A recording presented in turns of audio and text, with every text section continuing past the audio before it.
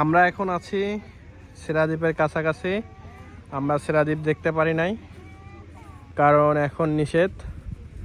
পাশেই সুন্দর একটি জায়গা, অনেক পাথর এখানে। সত্যি আপনারা সেন্ট মার্টিন একদিন বা 2 দিনে দেখে শেষ করতে পারবেন না। এখানে যত দেখবেন তত দেখার ইচ্ছা জাগবে। আল্লাহ পাক প্রকৃতিকে কত সুন্দর রূপ দিয়েছে, তার একটি অন্যতম নিদর্শন এই সেন্ট মার্টিন দ্বীপ। আমার কাছে বাংলাদেশের যতগুলো স্পট দেখা আছে তার মাঝে মনে হয় সব থেকে সুন্দর জায়গাটি হচ্ছে সেন্ট মার্টিন।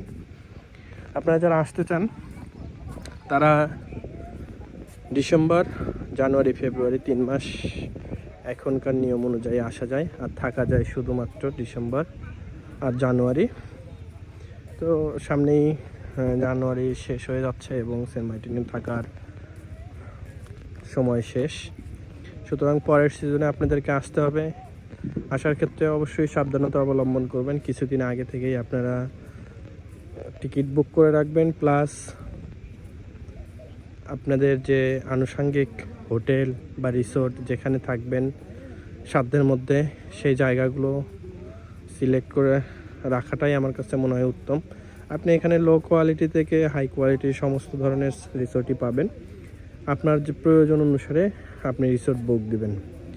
আমরা যেরকম ছিলাম একদম গলাচিপাতেই দীপানিতা রিসোর্টটি আমাদের কাছে রুমগুলো সুন্দর, বাট লুকিং অতটা সুন্দর না, কিন্তু অ্যাভারেজ রিসোর্ট। তাদের ব্যবহার অনেক ভালো, সেই সঙ্গে তাদের খাবারের মানগুলো আমার কাছে বেশ ভালো লেগেছে।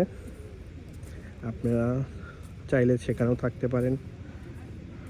মোটামুটি বাজেট ফ্রেন্ডলি একটা হোটেল।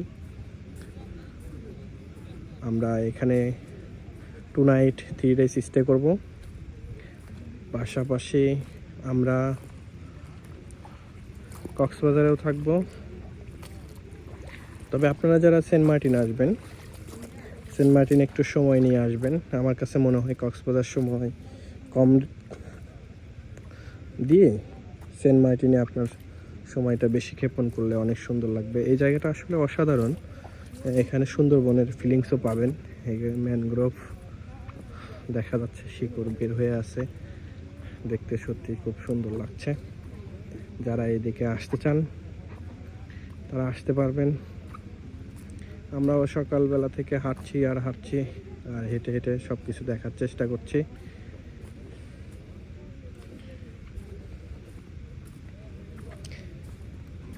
সেন্ট মার্টিনে এখন 2000 থেকে 2800 পর্যন্ত লোক আসে পার ডে।